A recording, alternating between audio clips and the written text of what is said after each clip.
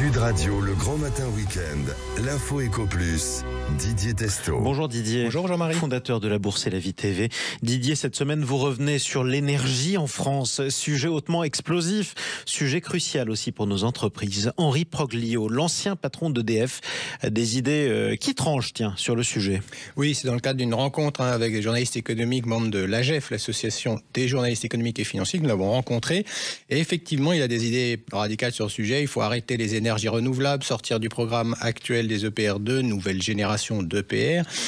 C'est un nouveau réacteur nucléaire. Alors le Parlement débat, on le sait, des objectifs en matière de nucléaire et d'énergie renouvelable. Lui estime donc qu'il faudrait sortir la France du marché européen de l'énergie.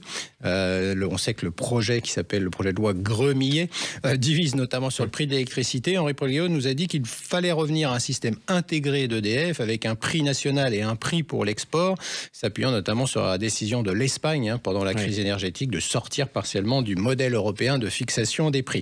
Et à cette question du juste prix de l'électricité, Henri Proglio a expliqué que lors de son mandat à la tête d'EDF, c'était de 2009 à 2014, le coût de production du nucléaire était estimé à 60 € par mégawattheure, démantèlement des centrales compris, et même avec une petite marge pour EDF. Alors les politiques en ont aussi pris pour leur grade. Ils ont sacrifié le nucléaire alors que la compétitivité est un élément clé de notre économie. Et pour lui, le président, avec qui il n'a jamais entretenu, on le sait, de bonnes relations, n'a aucune vision de politique énergétique. Oui, on parle d'Emmanuel Macron. Alors que propose Henri Proglio pour changer la donne dans ce domaine crucial?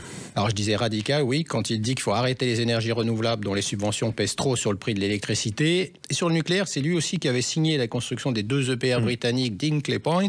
Il pousse désormais pour donc cesser le programme des nouveaux réacteurs dits EPR2. Selon lui, ce modèle n'est pas prêt. Et l'EPR est un modèle de réacteur inconstructible. Il nous dit qu'il faut repartir de zéro pour qu'EDF conçoive un nouveau réacteur plus petit, environ 1000 MW, contre 1600 MW pour l'EPR. Les réacteurs de cette taille sont plus faciles à construire, moins chers et s'exportent mieux. Avec une prolongation de 20 ans pour les réacteurs actuels, ça donnerait du temps, selon lui, pour relancer ce nouveau parc.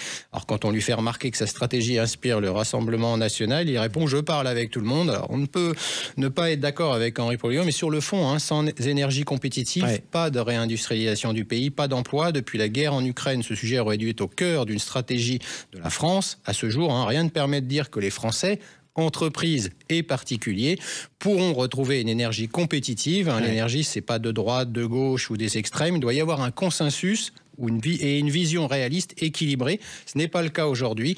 La démagogie l'emporte trop souvent au détriment de notre avenir. Et effectivement, ça devient compliqué. Allez, on parle aussi de la chute d'une société en bourse, Didier, à cause de, tenez-vous bien, soupçons de malversation. Il s'agit de Worldline, qui est spécialisée dans les paiements. Ça tombe mal. Oui, c'est pas tous les jours qu'une société perd plus de 40% de sa valeur. C'est ce qui est arrivé cette semaine sur une journée. Worldline, c'est spécialiste donc des services de paiement. On ne connaît pas forcément cette entreprise, mais lors de paiement, justement, très souvent, elle est dans l'interface entre vous et le commerçant. Le titre a été plombé par une enquête menée par un consortium de journalistes européens, European Investigation Collaboration. Les médias, comme Le Soir ou Mediapart, ont participé à cette enquête et ont révélé donc ce qu'ils ont appelé les dirty payments. Pendant la dernière décennie, le groupe Worldline a opéré en toute impunité des milliards d'euros de paiements frauduleux, au contraire à l'éthique, pour le compte des pires acteurs du commerce en ligne, arnaqueurs, casinos illégaux, groupes porno controversés, sites de prostitution, réseaux de blanchiment présumé. C'est ce qu'écrit notamment Le Soir.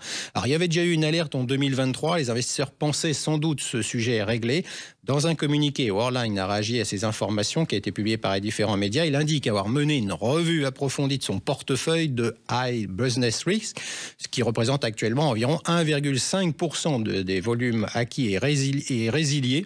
Il a résilié les relations commerciales identifiées comme non conformes à ce cadre renforcé. Worldline assure par ailleurs que son taux de fraude est inférieur à la moyenne et que ses clients font désormais l'objet d'une surveillance renforcée. Bon, mais c'est déjà ça. Allez, on termine, Didier, rapidement. Comment on peut comprendre les marchés financiers qui ne semblent pas du tout réagir aux différentes guerres qui éclatent un peu partout dans le monde? C'est vrai, après ce qui s'est passé et qui n'est pas terminé entre l'Iran et Israël, certains voyaient une crise pétrolière arriver, il n'en est rien, comme si les investisseurs pouvaient ignorer le risque. En réalité, il faut le dire, les flux financiers sont toujours importants sur les marchés et notamment sur les marchés actions. Les investisseurs sont donc toujours investis. Aux États-Unis, le sujet, lui, est plutôt celui de la baisse des taux d'intérêt et de la déréglementation bancaire. C'est ce qui domine. En France, il faut le rappeler, le prochain rendez-vous budgétaire est à risque. Ça sera à la rentrée, préparation cet été, en l'absence d'une nouvelle stratégie de l'État français pour le désendettement public. Merci beaucoup, Didier Testo. Jeudi et dimanche prochain. À dimanche prochain.